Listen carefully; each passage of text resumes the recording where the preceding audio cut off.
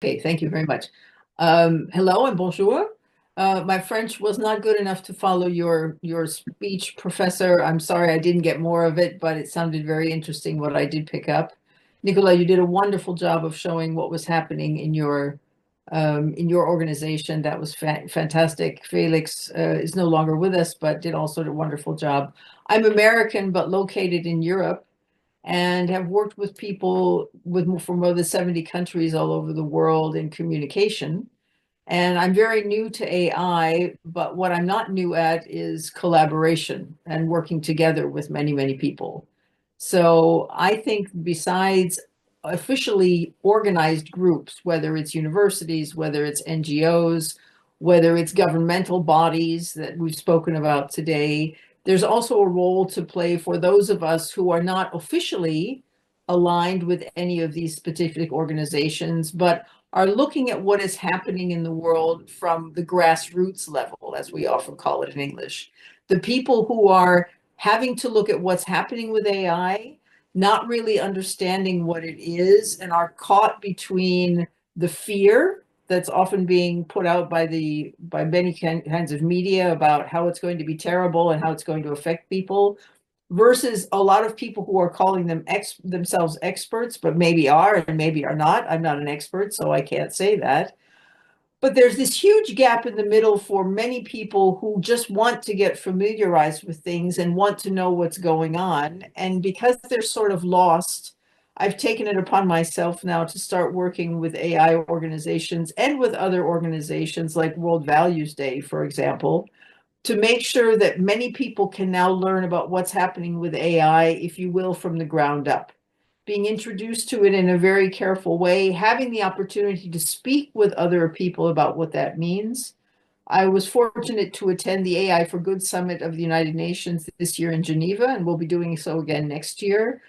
And I'm just trying to purport how it's important for the world to understand that it's not only everything coming from organized global regional organizations, but what's happening with people who are just trying to learn what AI is and what's happening with AI. And that's the role I'm trying to play. And I'm very, very happy that you've invited me to come and join you today. I've learned so much and am very willing to continue conversations after today has finished, to see how we can really get this out and make sure that everybody in the world who's interested in AI and wants to work for the ethical and responsible use of it has the opportunity to join the conversation. Thank you so much for the opportunity today. I really would like to know from you, Mrs. Bowen, the challenges that you have observed in the collaborative work that you have established over the last years. Which kind of problems can come up? Cultural problems, interest issues, political issues? Which kind of problems have you observed in the last years, and what can we learn from that to move forward in the field of AI ethics here together? Well, thank you so much. I think the biggest problem there are many problems, and everything you mentioned is obviously something that we need to take into consideration. But I think the biggest problem, and it's what I've seen in my work, not only with things about AI and being ethical and responsible, but how do we work with expectations? And so there's the problem of people talk about setting expectations, people talk about meeting expectations. I think what we need to be doing now, especially because we have such a gap between how many people things, what people know about things with AI, is matching expectations. So that we say it doesn't matter who knows what, it doesn't matter who's using AI to do what. It needs to be that everybody who's coming together to be part of this very important AI conversation knows what everybody is bringing with them.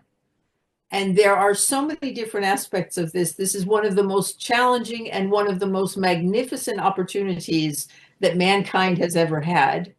And we need to make sure that we're including everybody in the way that we work with it. And we need to make sure that everybody says when they come at the beginning what's important for them, so that we know we are meeting all of the expectations that people have.